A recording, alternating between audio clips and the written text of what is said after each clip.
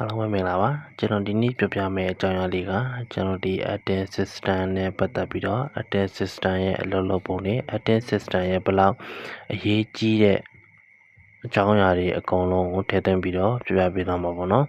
Atten System ကိုအသုံးပြုခြင်းနဲ့ Atten System ကိုအသုံးမပြုခြင်းနဲ့ကွာခြားချက်ခြားနားချက်ကိုလည်းကျွန်တော်ဒီဗီဒီယိုမှာထည့်ပြီးတော့တခါတည်းပြောပြပေးသွားမယ်ဒါဆိုလို့ရှိရင်ကျွန်တော်တို့အခုဒီ Atten System ရဲ့အဓိကအလုပ်လုပ်ပုံကိုစပြီးတော့လေ့လာကြည့်လိုက်မယ်ဒီ Atten System ကဘယ်လိုအလုပ်လုပ်တာလဲပေါ့နော်ကျွန်တော်ဒီ Atten System ဆိုတာက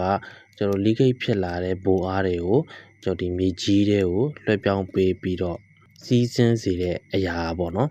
ဒါကကျွန်တော်တို့သုံးစွဲတဲ့အခါမှာအရန်ကိုအနေကင်းတယ်စိတ်ချရတယ် safe ဖြစ်တယ်အဲ့ဒီကြောင့်မို့လို့ကျွန်တော်တို့အဲ့ဒီ leakage ဖြစ်လာတဲ့ဘိုအားတွေကိုမြေကြီးတွေကိုကျွန်တော်တို့ကလွှဲပြောင်းစီးဆင်းစေတဲ့အရာကို Atten System အရိုက်တယ်လို့ခေါ်တယ်ပေါ့နော်ဒါကိုကျွန်တော်တို့ကသူ့ရဲ့အဓိကလှုပ်ဆောင်ချက်တွေကဘာတွေလဲဘယ်လိုမျိုးຢာတွေကိုကာကွယ်ပေးလဲဆိုတာကိုထပ်ပြီးတော့ပြောပြမယ်အဲ့ဒီ Atten System ကိုကျွန်တော်တို့ထည့်ပြီးတော့တွက်ချက်တယ်တက်ဆင်တဲ့အခါမှာအဓိကလှုပ်ဆောင်ချက်တွေအများကြီးရှိတယ်အဲ့လှုပ်ဆောင်ချက်တွေကဘာတွေလဲဆိုလို့ရှိရင်ဓာတ်လိုက်ခြင်းမှာကာကွယ်ပေးတယ်ဓာတ်လိုက်ခြင်းမှာကာကွယ်ပေးတယ်ဆိုတာကဥပမာကျွန်တော်တို့ကဒီဝါယာကြိုးတစ်ခုကပေါက်ပြီးတော့ကျွန်တော်တို့လျှက်စစ်ကူးနိုင်တဲ့အရာတစ်ခုပေါ်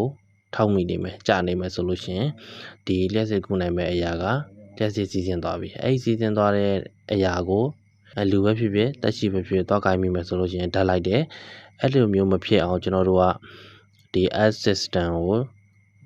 ထည့်သွင်းပြီးတော့အသုံးပြုတယ်ဒီလျှက်စစ်စီးဆင်းနိုင်တဲ့အရာတွေအကုန်လုံးကိုဒီအပ်နဲ့ချိတ်ဆက်ပြီးတော့သုံးမယ်ဆိုလို့ရှိရင်ဒီဓာတ်လိုက်တဲ့ရန်ကနေပြီးတော့ဓာတ်လိုက်တဲ့အန်ရန်နေပြီးတော့ကာကွယ်ပေးနိုင်တယ်ဟုတ်ပြီနော်ဒီခုနပြောတဲ့အတိုင်းပဲ leakage ဖြစ်လာတဲ့ဘိုးအားတွေအကုန်လုံးကကျွန်တော်မြေကြီးတွေကိုလွှဲပြောင်းပြီးတော့စီစဉ်သွားစေတာဟုတ်တယ်နော်အဲဒီလိုမျိုးAtten နဲ့ချိတ်ဆက်တဲ့အတွက်ကြောင့်မို့လို့ကျွန်တော်ကျိုးပေါက်ပြီးတော့ထောက်နေတဲ့ဆိုလို့ရှိရင်လည်းကျွန်တော်တော့ကိုင်းပြီးလို့ရှိရင်ဓာတ်လိုက်ခြင်းကိုမဖြစ်ပေါ်စေဘူး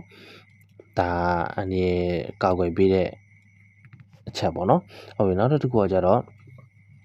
ဒီလျှက်စစ်ပစ္စည်းတွေကိုအနေကင်းရှင်းရှင်းနဲ့အလုံးလုံးနိုင်အောင်လည်းအထောက်အကူပေးတယ်ဥပမာရေခဲတက်တာတို့အဝတ်လျှော်ဆက်တို့ဒီဒန်နီတွေပေါင်းတွေဘယ်ရာမဆိုပေါ့နော်ဒီလျှက်စစ်နဲ့အသုံးပြုတဲ့အရာတွေအကုန်လုံးသူတက်တန်းကြာလာပြီဆိုလို့ရှိရင်အနေဖြစ်စေနိုင်တယ်leakage ဖြစ်ပြီးတော့ဓာတ်လိုက်နိုင်တယ်ပေါ့နော်အဲ့ဒီအရာတွေကိုကျွန်တော်တို့ကတက်ဆင်ထားမယ်Attenနဲ့တွဲပြီးသုံးမယ်ဆိုလို့ရှိရင်ဒီအန်ရဓာတ်လိုက်တဲ့အန်ရကနေပြီးတော့ကာကွယ်ပေးနိုင်တယ်သူကိုအန်ရကင်းရှိရှင်နဲ့အလုံးလုံးနိုင်အောင်လည်းအထောက်အကူပြုတယ်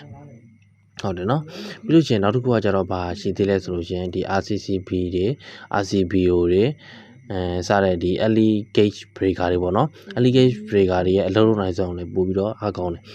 Atten ကိုထည့်ထားပြီးတော့ early gauge breaker တွေထပ်ပြီးတော့တက်ဆင်မယ်ဆိုလို့ရှိရင်လည်းပို့ပြီးတော့စိတ်ချရတယ်ပို့ပြီးတော့အန်ရကင်းတဲ့ပုံစံမျိုးရမယ်ပေါ့နော်ဒီ early gauge breaker တွေ RCC breaker တွေအကုန်လုံးသူကပို့ပြီးတော့အလုံးလုံးနိုင်ဆုံးပို့ပြီးတော့အားကောင်းစေတယ်ပေါ့နော်ဒါကဘာလဲဆိုလို့ရှိရင် Atten System တက်ဆင်ထားရတဲ့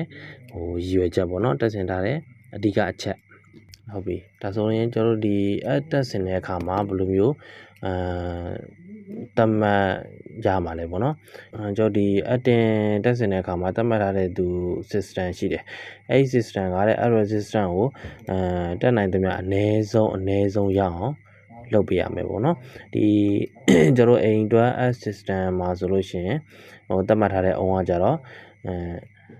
2 ohm အောက်ကိုရအောင်လုပ်ပေးရမယ်2 ohm အောက်ဆိုတာကကျွန်တော်တို့ရိုက်လိုက်တယ်စွစွမှုကကောင်းတဲ့နေရာတွေဆိုလို့ရှိရင်တော့2ချောင်း3ချောင်းလောက်နဲ့ဆိုလို့ရှိရင်2 ohm အောက်ကိုရောက်တယ်စွစွမှုကမကောင်းတဲ့နေရာတွေမှာဆိုလို့ရှိရင်တော့4 5 6ချောင်းလောက်ကိုရိုက်ပေးရတယ်ပေါ့နော်ဒါမှမရလို့ရှိရင်သတ်မှတ်ထားတဲ့အုံမရဘူးဆိုလို့ရှိရင်ကျွန်တော်နောက်ထပ်ရိုက်လို့ရတဲ့နည်းတွေနဲ့ဆက်ပြီးတော့အသုံးပြုရတယ်မမီလို့ရှိရင်ဘယ်လိုမျိုးထပ်ပြီးတော့တက်ဆင်ရမလဲဆိုတာကိုဆက်ပြီးတော့ပြပြမယ်နောက်တစ်ခုကကျွန်တော်တို့ဒီမူဂျိုလွယ် system ပေါ့နော် Lightning system မှာဆိုလို့ရှိရင်သူကသတ်မှတ်ထားတဲ့အုံ scale ရှိတယ်အဲ့အုံ scale ကကျွန်တော်ဒီ Atten system ရဲ့အုံထက်သူကနည်းနည်းလေးပို့ပြီးတော့များရတယ်ပေါ့နော် သူဘယ်လောက်ထိတတ်မှတ်ပေးထားလဲဆိုလို့ရှိရင်တန်းအောင်အောက်အထိကိုတတ်မှတ်ပေးထားတယ်ပေါ့နော်ဒီ lightning system ကကြတော့တတ်မှတ်ထားတဲ့အုံအရာတန်းအောင်အောက်ကိုအဆင်ပြေတယ်တန်းအောင်အောက်ရလို့ရှိရင်ရောအဆင်ပြေနေတယ်ပေါ့နော်ကျွန်တော်ဒီ editing system မှာဆိုလို့ရှိရင်တော့2အောင်အောက်ကိုရအောင်ရိုက်ပေးရမယ် lightning system မှာဆိုလို့ရှိရင် modular system မှာဆိုလို့ရှိရင်တန်းအောင်အောက်ကိုရအောင်ရိုက်ပေးရမယ်ပေါ့နော်အဓိကကတော့ resistance နဲ့လေပို့ပြီးတော့အနေကင်းရှင်းနဲ့အလုံးလုံးနိုင်လေးပေါ့နော်resistance နဲ့လေအနေကင်းရှင်းနဲ့ပို့ပြီးတော့အလုံးလုံးနိုင်လေ resistance ကိုနည်းနည်းလေးများနည်းအောင်လုပ်ပေးရမယ်နောက်ထပ်ဗီဒီယိုမှာလည်းကျွန်တော်ဒီ lightning modular နဲ့ပတ်သက်ပြီးတော့ modular ကိုဘယ်လိုမျိုးတက်ဆင်သုံးရမလဲဒီ modular နဲ့ပတ်သက်ပြီးတော့ modular ဗီဒီယိုကိုလည်းဆက်ပြီးတော့လုပ်ပေးမယ်အခုကတော့ကျွန်တော်ဒီ editing နဲ့သုံးတဲ့ editing system ဘိုင်းကိုပဲကျွန်တော်ပြောပြသွားမှာပေါ့နော်ဟုတ်ပြီဒီ editing system ဘိုင်းကိုပဲပြောပြသွားမယ်ဟုတ်ပြီဒါဆိုရင်ကျွန်တော်တို့ကဒီပထမဆုံးအရိုက်မယ်ဆိုလို့ရှိရင်အရိုက်တဲ့နည်းတွေကတော့ရှိတယ်ဘာလဲဆိုတော့ဒီ arrow ပေါ့နော် raw ချောင်းတွေကိုကျွန်တော်တစ်ချောင်းတစ်ချောင်းဆက်ပြီးတော့မြည်ကြီးတွေရိုက်ချရတဲ့နည်းရှိတယ်နောက်ကကျတော့ upplate လို့ခေါ်တယ်ဒီကြေးပြားတွေပေါ့နော်ကြေးပြားတွေကိုဒီမြည်ကြီးတွေကိုသတ်မှတ်ထားတဲ့အနက်တူးပြီးတော့သတ်မှတ်ထားတဲ့အနက်တူးပြီးတော့မြည်ကြီးတွေကိုမြုပ်တဲ့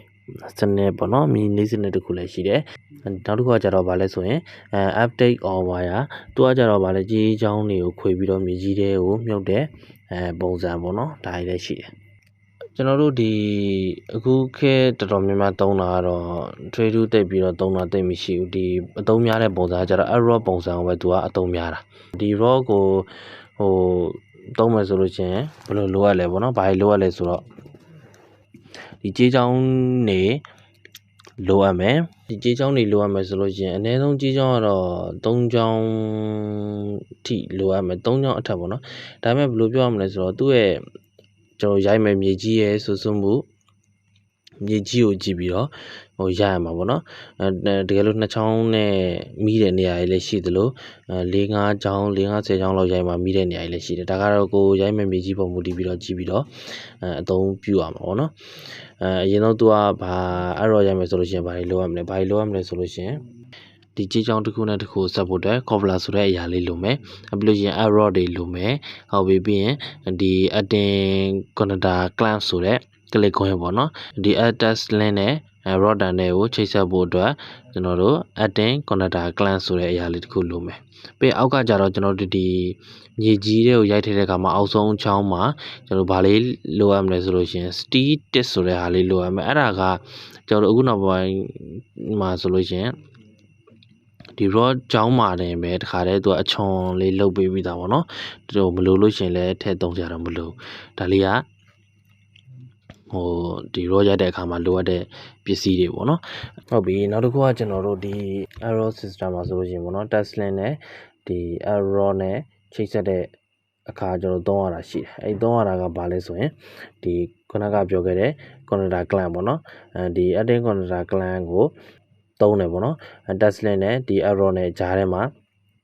ချိတ်ဆက်လို့ရအောင်သုံးတယ်အဲ့ဒီကောင်ကိုကျွန်တော်တို့ကရေရှည်အတွက်အဆင်မပြေဘူးဆိုလို့ရှိရင်ဘယ်လိုသုံးလို့ရလဲပေါ့နော်ပမာဏလေးမိချင်တယ်ဆိုလို့ရှိရင်ဘာတွေဘယ်လိုထပ်ပြီးတော့သုံးလို့ရလဲပေါ့ဘယ်လိုထပ်သုံးလို့ရလဲဆိုတော့ကျွန်တော် welding ဆိုတဲ့ဂေဆက်တဲ့နီးနဲ့လည်းသုံးလို့ရတယ်နောက်ဗီဒီယိုမှာဆိုရင်တော့ကျွန်တော်ဒီအဲ့ဒီ adding system မှာဒီ welding လုပ်တဲ့ဂေဆက်တဲ့နီးနဲ့လက်ပုံလုံးနီးတွေကိုဗီဒီယိုတစ်ပုဒ်ထပ်ပြီးတော့လုပ်ပေးမယ်ပေါ့နော်အခုကတော့ကျွန်တော်ဒီမှာပဲဝယ်နေလုပ်တဲ့နီးပုံစံအတိုင်းလေးပဲဒီအတိုင်းလေးပဲကျွန်တော်တို့ဘယ်ရာသုံးရတယ်ဆိုတာလေးပဲပြောရတော့မယ်နော်ဟုတ်ပြီဒါဆိုရင်ကျွန်တော်တို့ထပ်ပြီးတော့လေ့လာကြည့်လိုက်မယ်ဟုတ်ပြီကျွန်တော်တို့ဒီ arrow ရိုက်တဲ့အခါမှာလိုချင်တဲ့ own resistance ကိုမရဘူးပေါ့နော်လိုချင်တဲ့ own resistance ကိုမရလို့ရှိရင်ဘယ်လိုလုပ်လို့ရလဲပေါ့ own တက်မှုနည်းသွားအောင်ဘယ်လိုလုပ်လို့ရလဲပေါ့နော်ဘယ်လိုလုပ်လို့ရလဲဆိုတော့ကျွန်တော်တို့ကဒီ raw ချောင်းတွေပေါ့နော် raw ချောင်း2ချောင်း3ချောင်း3ချောင်းလောက်ပေါ့3ချောင်းလောက်ကိုကျွန်တော်တို့က triangle ပုံစံလုပ်ပြီးတော့ရိုက်လို့ရတယ်ရိုက်ပြီးသွားလို့ရှိရင်အဲ့ဒီ triangle လုပ်ပြီးရိုက်ထားတဲ့ raw ချောင်းတွေကိုတစ်ချောင်းနဲ့တစ်ချောင်းကိုကျွန်တော်တို့ထိပ်မှာ connector clamp နဲ့အဲ့3ချောင်းလုံးကိုချိတ်ဆက်ပြီးတော့ကျွန်တော်တို့ resistance တန်ဖိုးနည်းတဲ့နည်းအောင်လုပ်လို့ရတယ်เนาะဒါကသူ့ရဲ့တန်ဖိုး ရနေအောင်ရရတဲ့အခါမှာဒါမျိုးတွေရရတယ်ပေါ့နော်အဲ့ဒီကျွန်တော်ဒီ triangle ပုံစံရိုက်မယ်ဆိုလို့ရှိရင်ဘယ်လိုမျိုးရိုက်မလဲပေါ့နော်ဘယ်လိုရိုက်မလဲတစ်ချောင်းအကွာကိုရဘယ်လောက်ထားရမလဲပေါ့ဘယ်လောက်ထားရမလဲဆိုလို့ရှိရင်အနည်းဆုံးကျွန်တော်3ပေ1မီတာပေါ့နော်1မီတာအထက်3ပေကျော်မယ်ပေါ့နော်1မီတာပဲထားအောင်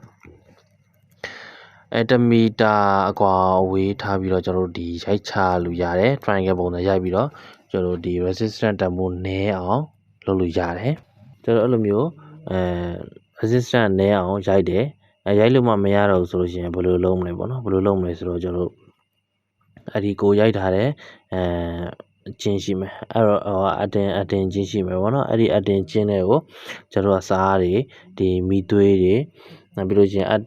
မှာတုံးတဲ့အပေါင်တာတွေပေါ့နော်အဲ့ပေါင်တာတွေထည့်ပြီးတော့ကျွန်တော်သုံးမယ်ဆိုရင်ဒီ resistance တန်ဖိုး